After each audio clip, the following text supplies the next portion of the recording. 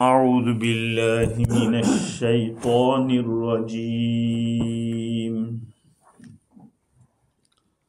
बिस्मिल्लाहिर रहमानिर रहीम।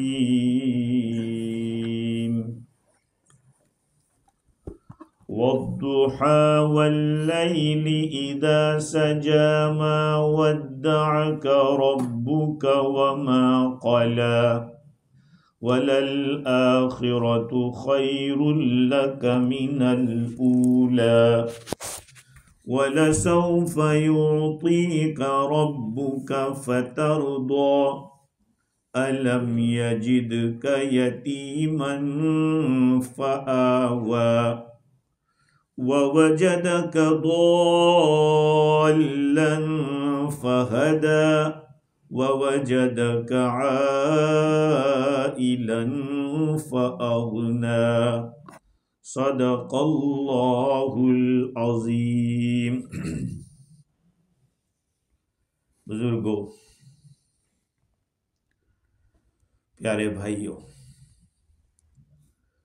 गुफ्तगू हमारी ये चल रही थी कि अल्लाह ताला ने सूरह वद्दुहा में ये फरमाया कि तुम्हारा रब तुम्हें अता करेगा, तुम खुश हो जाओगे।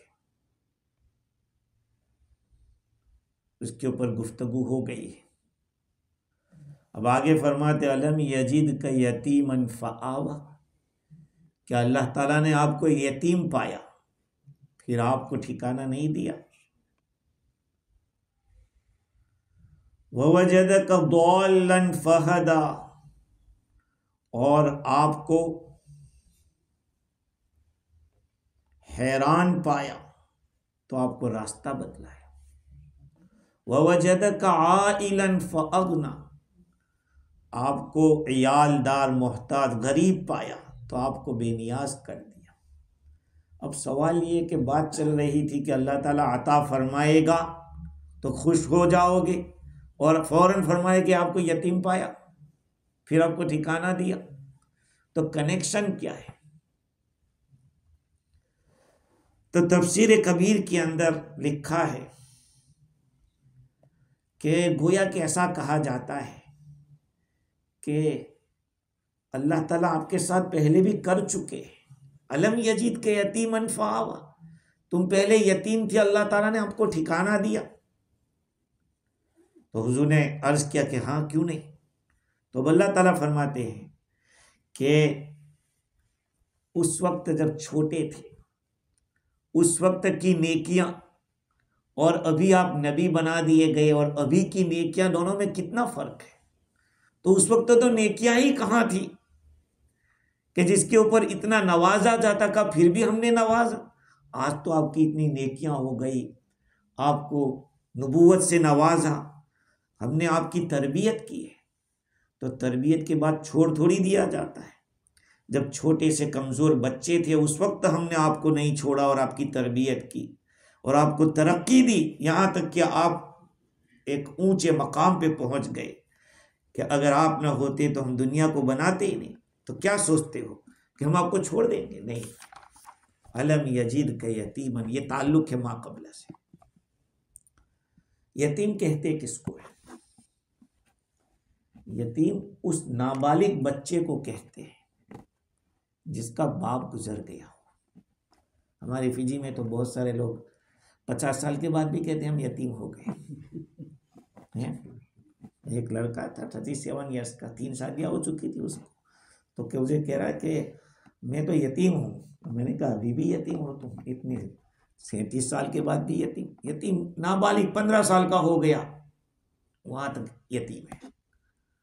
यतीम का बहुत ऊंचा मकाम है। हाँ, हुजूर अकरम सल्लल्लाहु अलैहि वसल्लम के साथ अल्लाह ताला ने यतीमी के अंदर क्या मामला किया। सीरत की किताबों में लिखा है, रिवायात में है कि आका सल्लल्लाहु अलैहि वसल्लम अभी माँ के पेट में थे, हजरत आमीना के पेट में थे, और बाप का साया खत्म। अल्लाह ताला ने अब्दुल्ला को उठा लिया और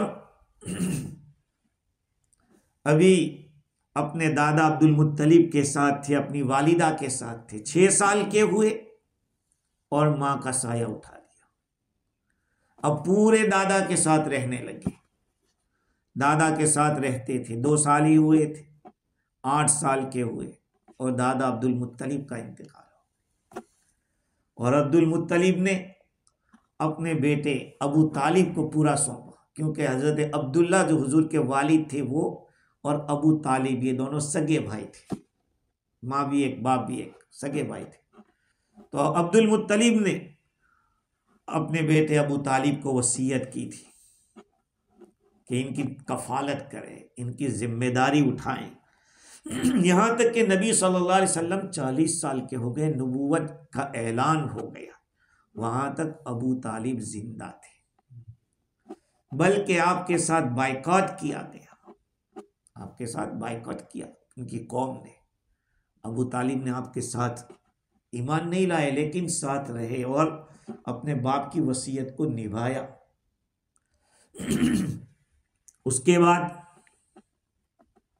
अबू तालिब का इंतकाल हो गया। तब तो फिर आप मतलब ये कि ये जो आप बचपन से लेकर इस उम्र तक यतीमी का इजहार नहीं होने दिया, हर एक ने हाथों हाथ लिया। हाँ, अब्दुल मुत्तलिब के यहाँ भी सारे बच्चों में हुजूर को आगे किया जाता था, और अबू तालिब के यहाँ भी आप सल्लल्लाहु अलैहि वसल्लम को सबसे पहले मुकद्दम करते थे।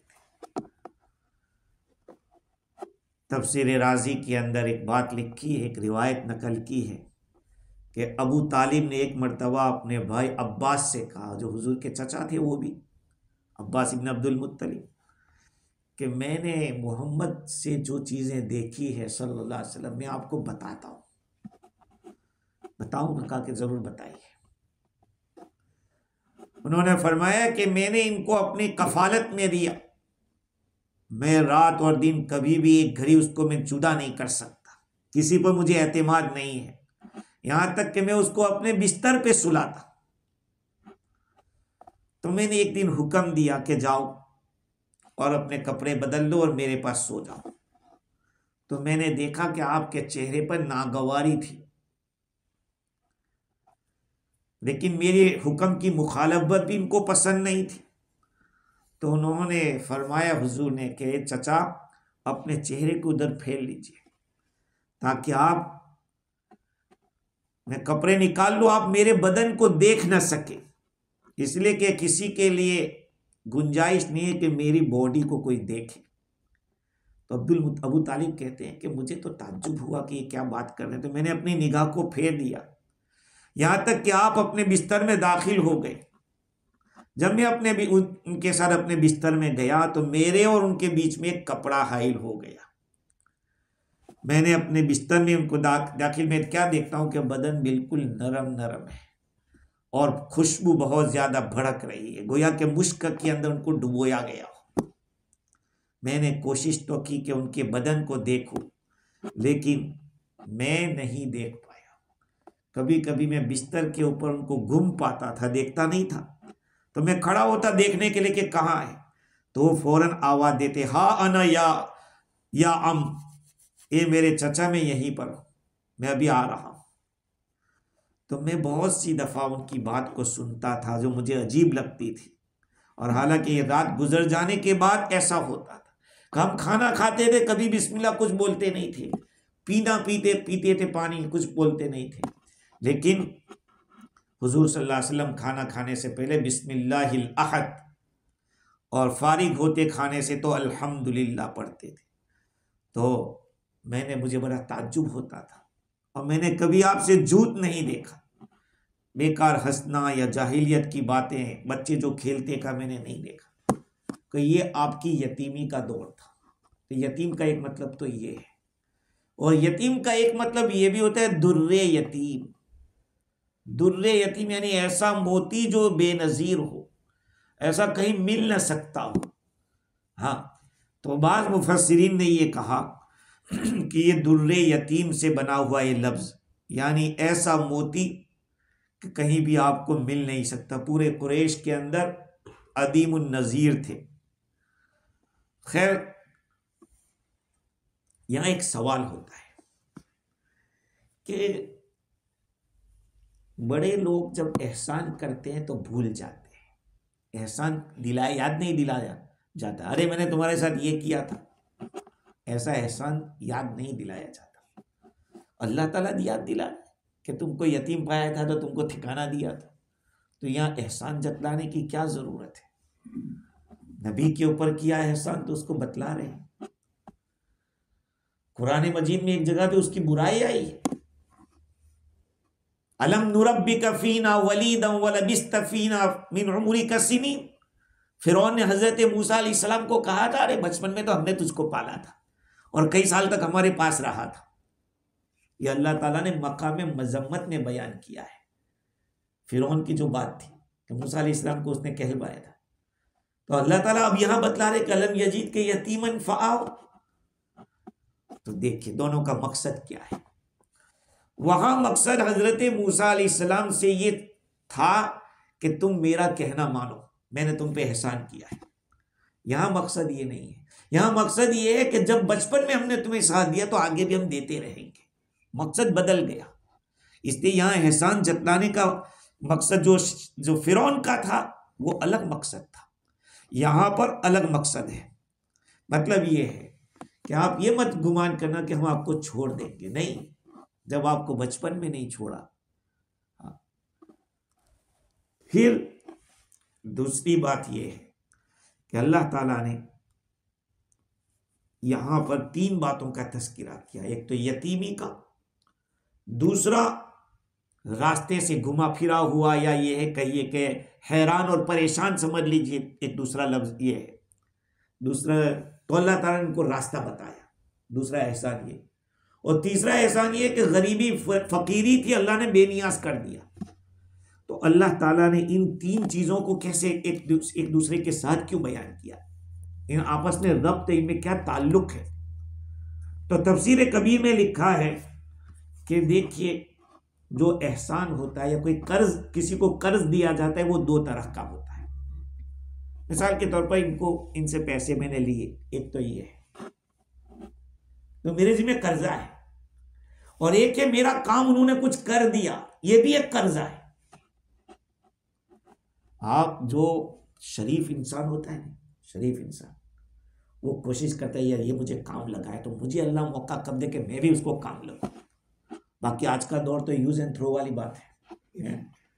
आज का जो दौर है कि भाई काम उठा लो, यूज एंड थ्रो।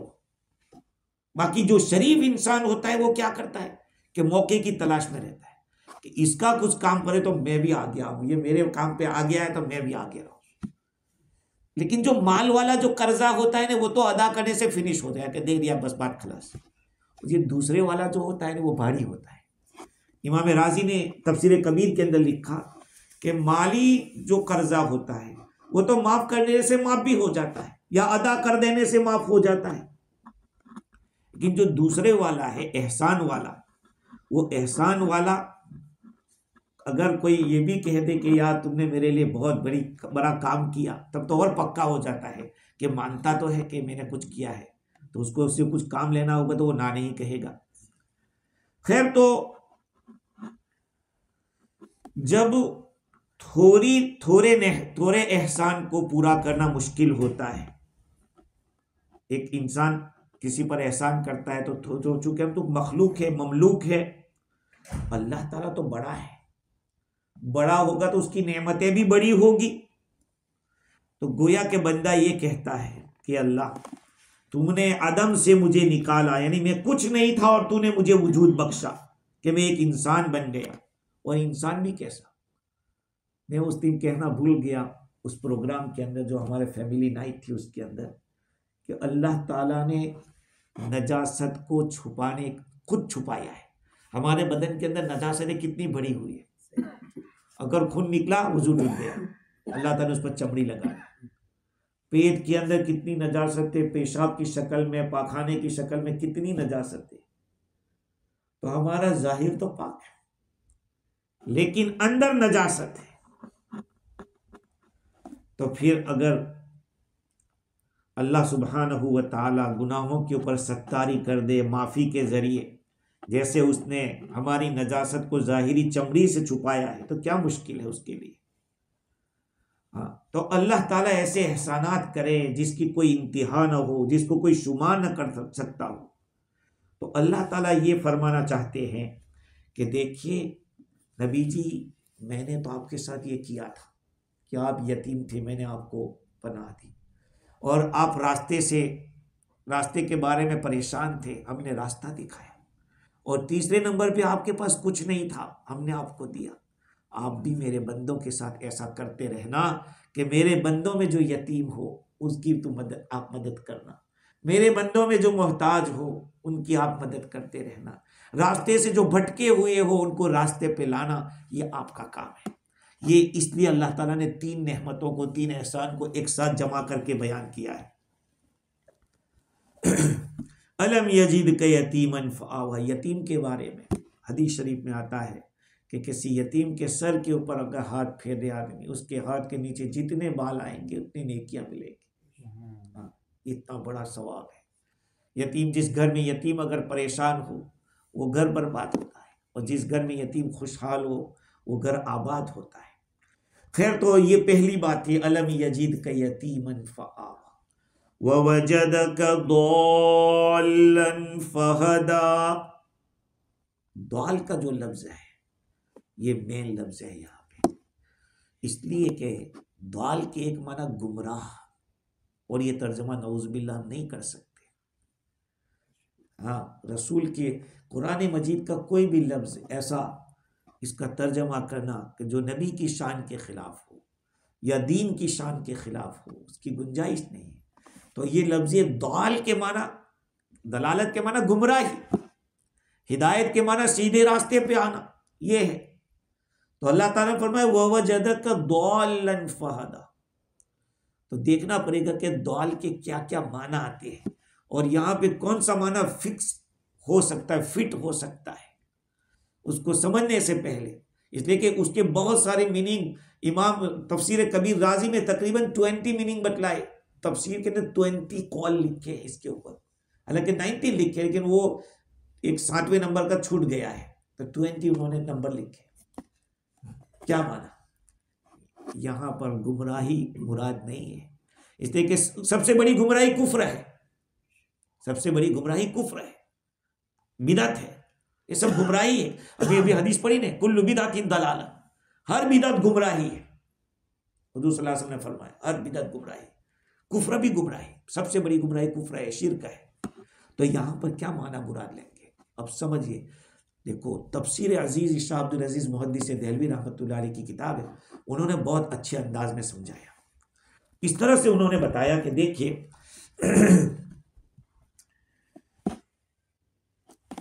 हुजूर अल्लाह ताला फरमाते कि पाया तुझको राह भुला हुआ, रास्ता भुला हुआ तुझको पाया, तो अल्लाह ताला ने रास्ता बतलाया। तो इस हिदायत और दलालत का बयान क्या है? आप सल्लल्लाहु अलैहि वसल्लम बालिग हो गए, बालिग होने के बाद बंदा मुकल्लफ होता है, उस पर जो अहकाम लाजिम होते हैं, नमाज, रोज़ा, ज़कात, हज, ये सारी चीज़ें ज़रूरी हो जाती है। इसलिए कहा 10 साल से नमाज की आदत डालो ताकि बालिग होते हुए पाबंद हो जाए। तो बालिग होता है आदमी, और नबी कामिल अक्ल, आला दर्जे की अक्ल। और दूसरी बात ये कि आप सल्लल्लाहु अलैहि वसल्लम ने अपनी कमाल अक्ल और दानाई के सबब से इतना तो पता चल गया था कि बूतों की पूजा गलत है, ये रस्म और रिवाज पे चलना गलत है, शिर्क, कुफ्र, सारी चीजें गलत है, ये तो जान लिया था, सब बेअसल है।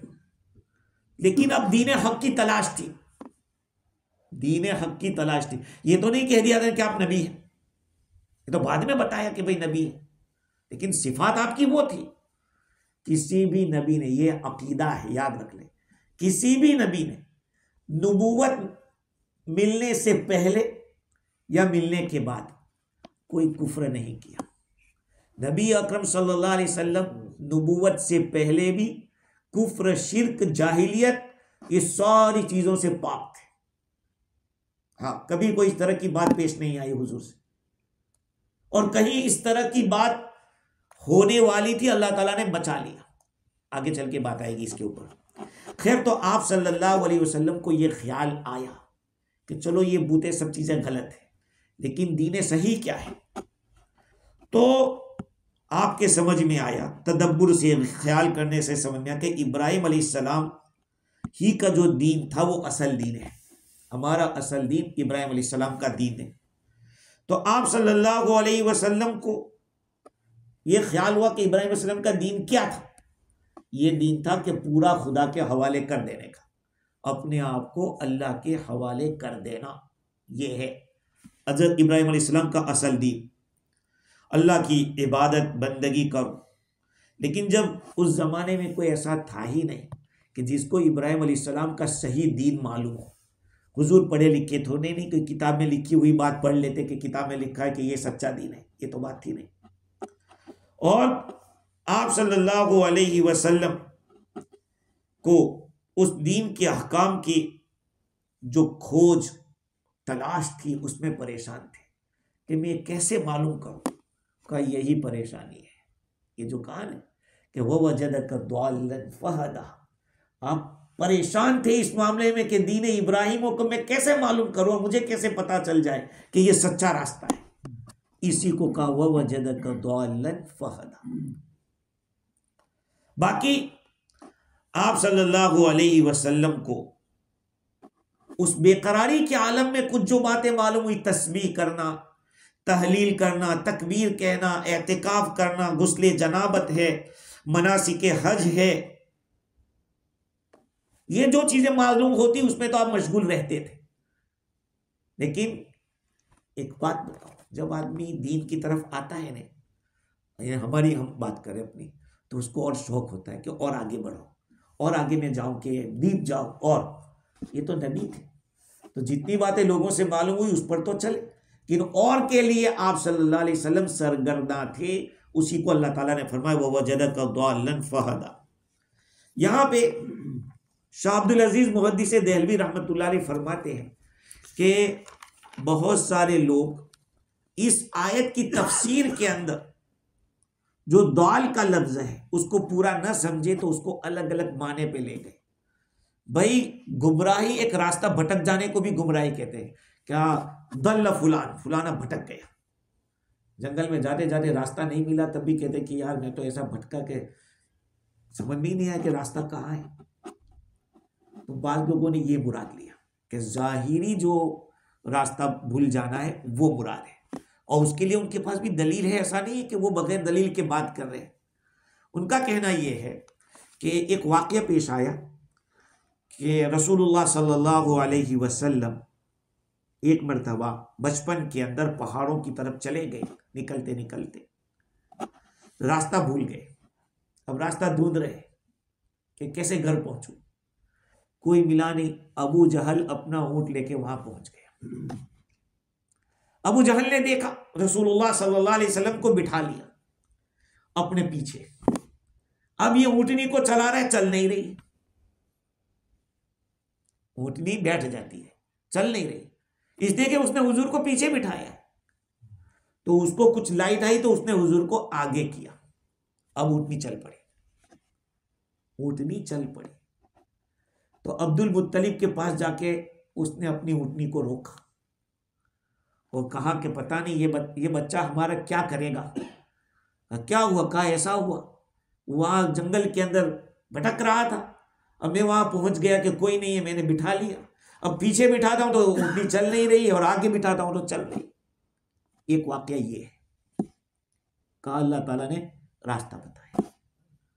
दूसरा वाकया ये है कि हजरत हलीमा सादिया रदी अल्लाह ताला अन्हा, जो आप सल्लल्लाहु अलैहि वसल्लम की दूध पिलाने वाली जो मां थी, वो एक मरतबा हुजूर को हजरत अब्दुल मुत्तलिब को सौंपने के लिए ला रही है।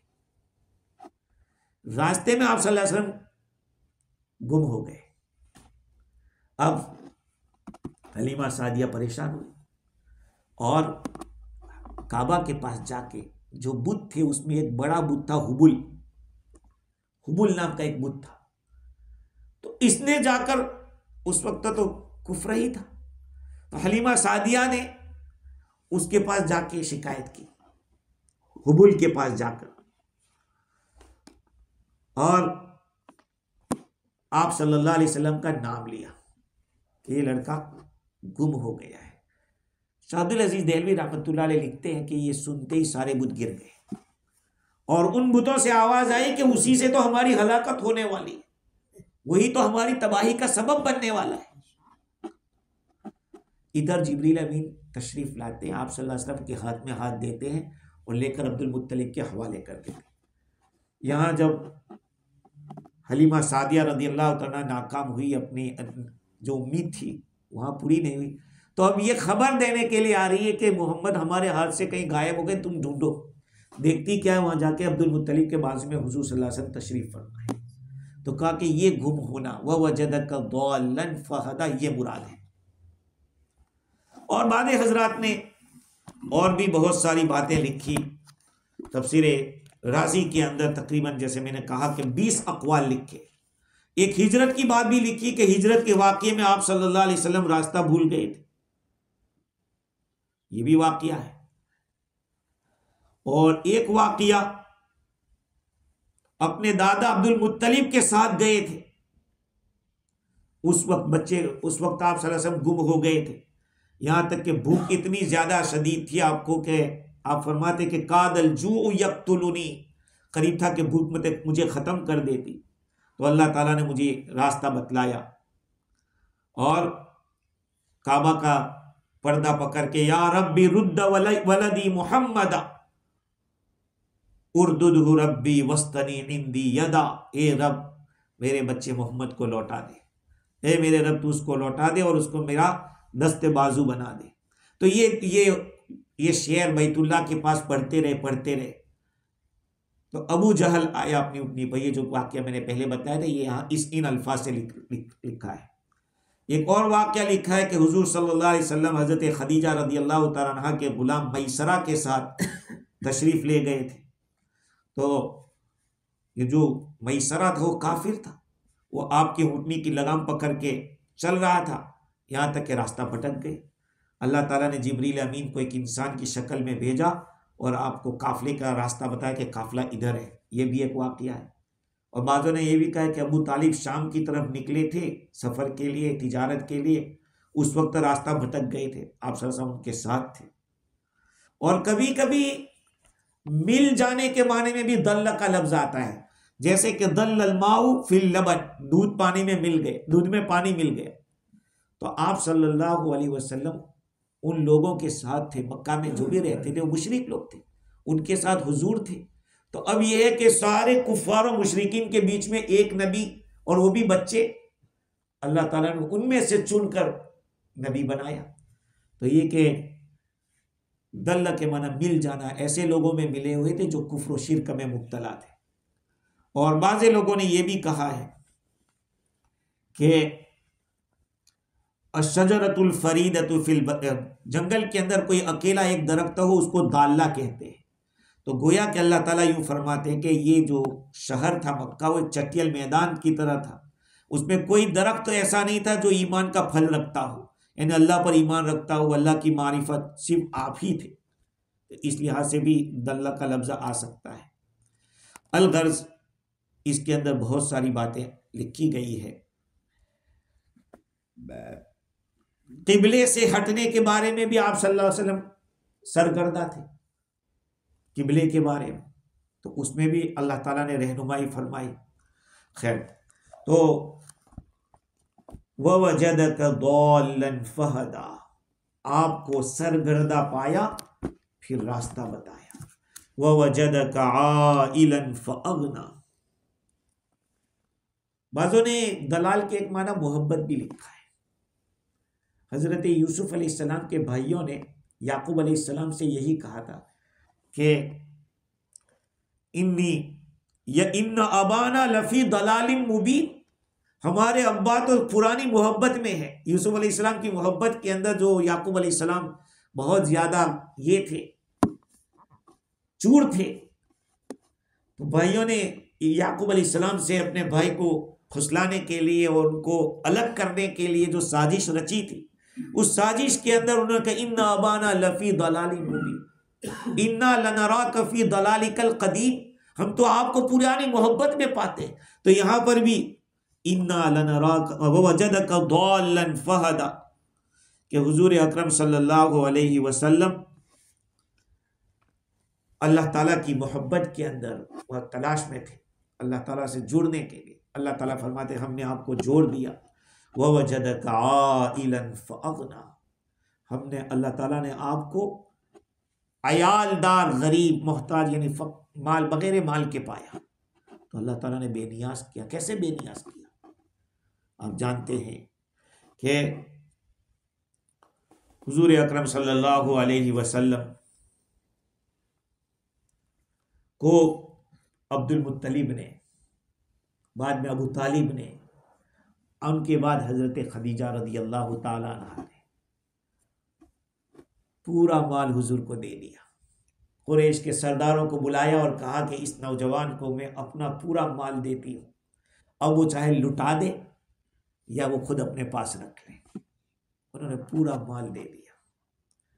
हजरत खदीजा रदी अल्लाह ताला अन्हा के बाद सिद्दीक अकबर रदी अल्लाह ताला अन्हु ने 40,000 दिरहम अपनी जो पूंजी थी वो हुजूर पे लगा दी।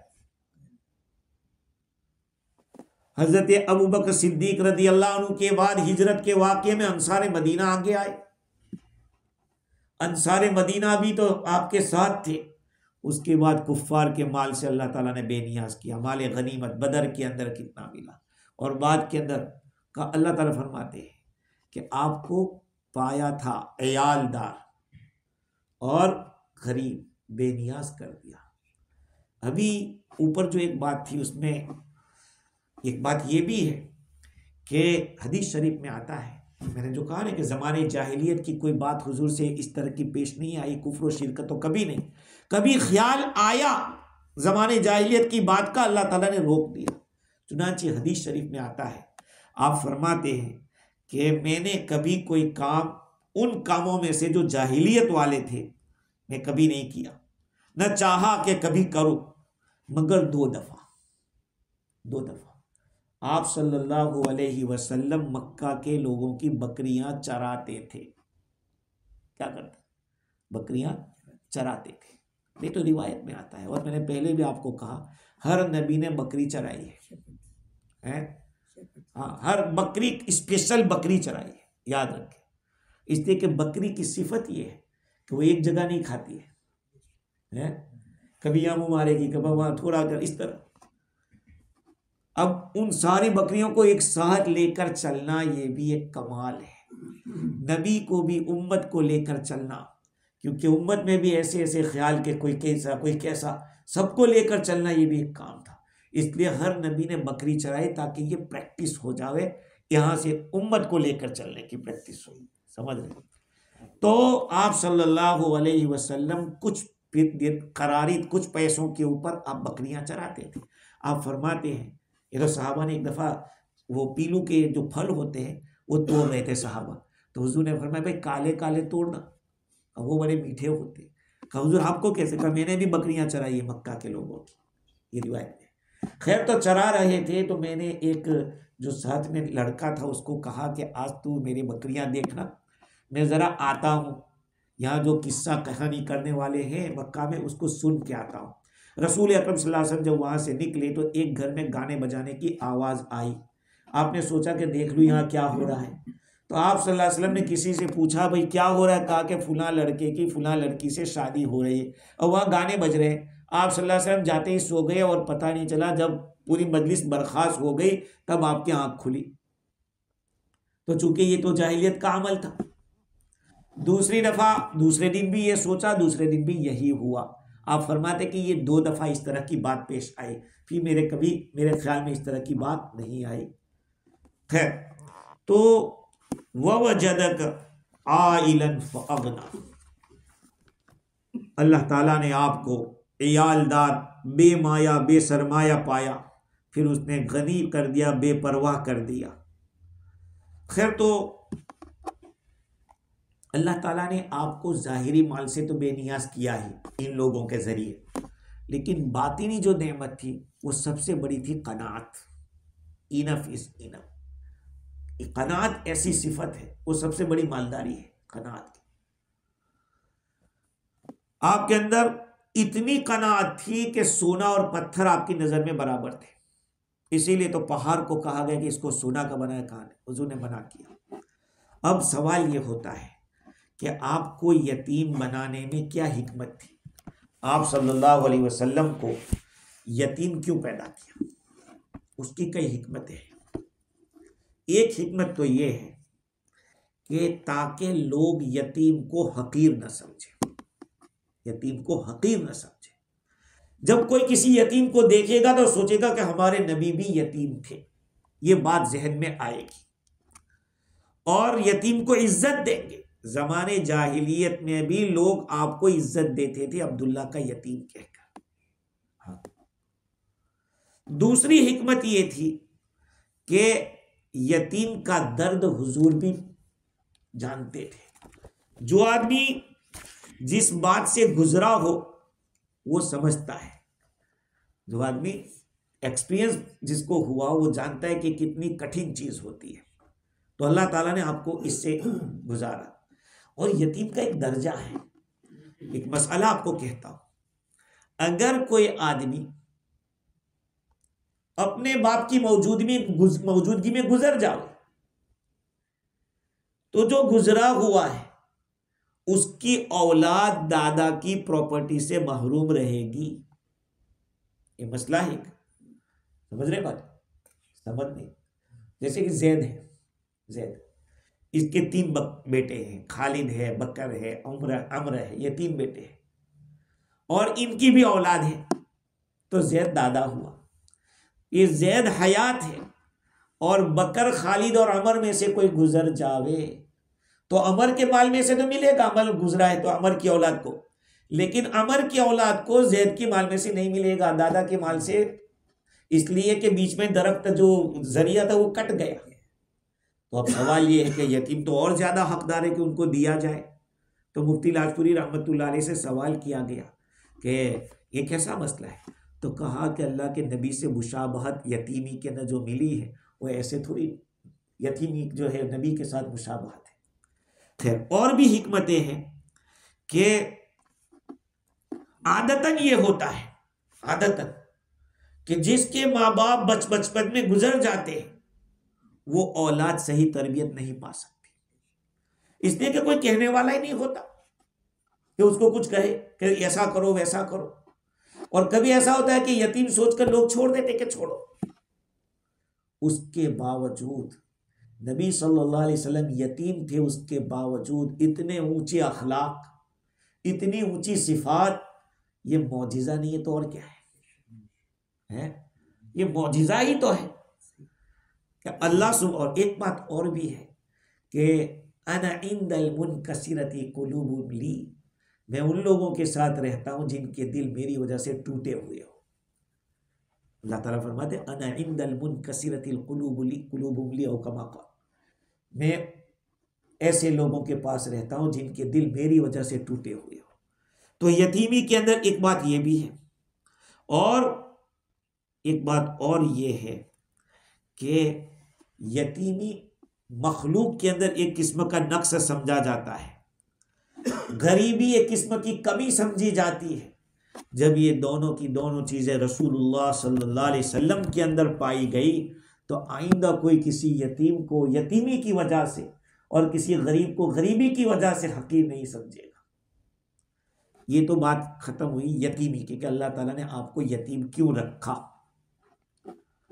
और एक बात ये भी थी हुजूर के यतीम होने में कि आप सल्लल्लाहु अलैहि वसल्लम की जिंदगी का जो शुरू का जमाना है वो यतीमी में गुजरा, ताकि आप सल्लल्लाहु अलैहि वसल्लम शुरू हिस्से से आखिर तक खुदा के भरोसे पर रहे, किसी और पर एतमाद ना करें, और इसी की वजह से तवक्कुल पैदा हो है। यतीम को तो यही कि भाई जिसका बाप होता है वो सोचता है कि मेरे बाप से मुझे मिलेगा, मेरा बाप है वो सब कुछ कर लेगा, लेकिन जिसका नहीं होता उसको तो अल्लाह ही पर भरोसा कि वही कोई रास्ता निकालेगा।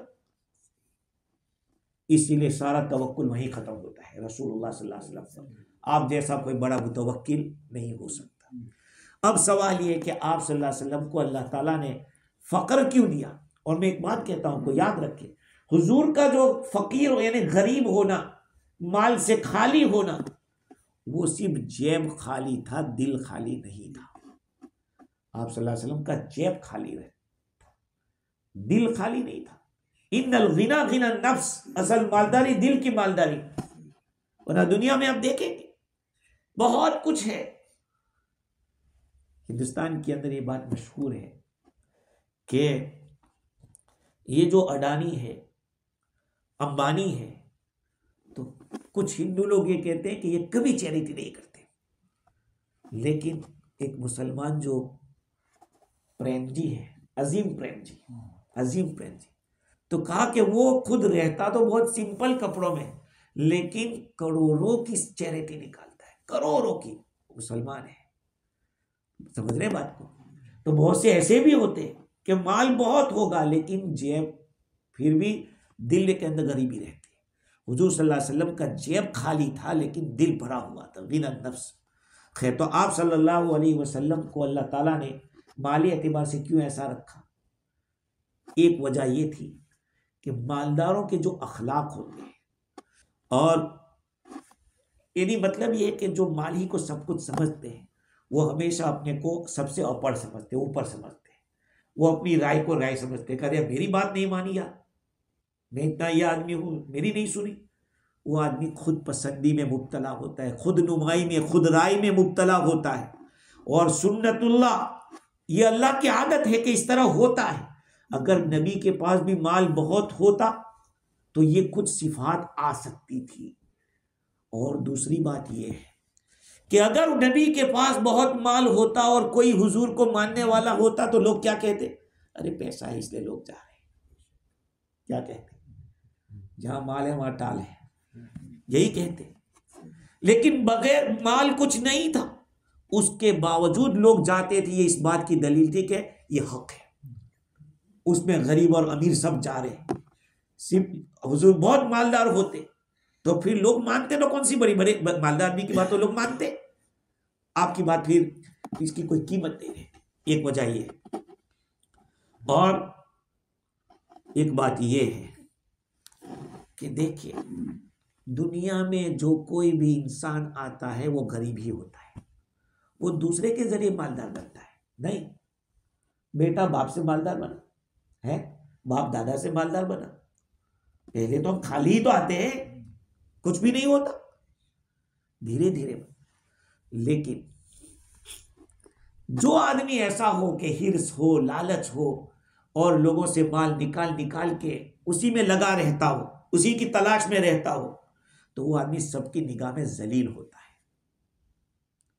लेकिन एक आदमी वो है जो लोगों का माल तो लेता है लेकिन लोग उसकी इज्जत करते हैं। मिसाल के तौर पर बादशाह है, बादशाह के पास तो बहुत पैसा है, सऊदी के पास माल के नहीं है, बहुत है, उसके बावजूद टैक्स मार रहा है, टैक्स ले रहा है।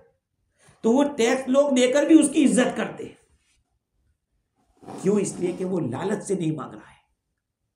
उसके मुकाबले में जो फकीर है, गरीब जो मांग रहा है, भीख मांग रहा है, $1 दे दो, $2 दे दो, चेंज दे दो, वो थोड़ा मांग रहा है उसकी भी, लेकिन उसको लोग बेइज्जत जलील समझ के देते हैं, देते भी लेकिन बहुत जलील समझ के। हालांकि बादशाह जितना टैक्स मार रहा है, गवर्नमेंट जितनी टैक्स मार रही है, फिर भी जब आएंगे तो सर सर करेंगे। तो कहा होशियार आदमी वो होता है कि जो लोग उनके फरमाबरदार हो और ये खुद खिदमत करें। नबी अकरम सल्लल्लाहु अलैहि वसल्लम की के अंदर न हिर्स थी, न किसी के पैसे। जब सिद्दीक अकबर रज़ियल्लाहु अन्हु पेश किया माल, आपने कबूल किया, लेकिन जब मांगा, हिजरत के वाक़ये के अंदर सिद्दीक अकबर रज़ियल्लाहु अन्हु ने 2 ऊँटनियां तैयार कर रखी थी। तो हुजूर सल्लल्लाहु अलैहि वसल्लम ने पैसा पेश किया कि इसका पैसा ले। कहा हुजूर हदिया, कहा नहीं, ये मैंने मांगा है, ये मेरी फरमाइशी चीज़ है, इसलिए इस पर तो लेना पड़ेगा। समझ रहे बात? खैर, अभी भी बात बहुत सारी बाकी है कि अल्लाह ताला अब इसके ऊपर शुक्रिया कहते हैं कि शुक्रिया अदा करो। कि फअम्मल यतीम फला तक़हर, जब आप यतीम थे तो अब आपको यतीम के साथ अच्छा सलूक करना है। वअम्मा साइल फला तनहर, और कोई मांगने वाला है उसको झिड़कें। वअम्मा बिनिअमति रब्बिका फहद्दिस, और अपने रब की नेमत को बयान के। इंशाअल्लाह आइंदा इसके ऊपर गुफ्तगू करेंगे। अल्लाह ताला मुझे भी और आपको भी कुरान मजीद के साथ जोड़े रखे। और मौत तक अल्लाह ताला कुरान की साथ वाबस्ता रखे। व आखिर दावाना अल्हम्दुलिल्लाहि रब्बिल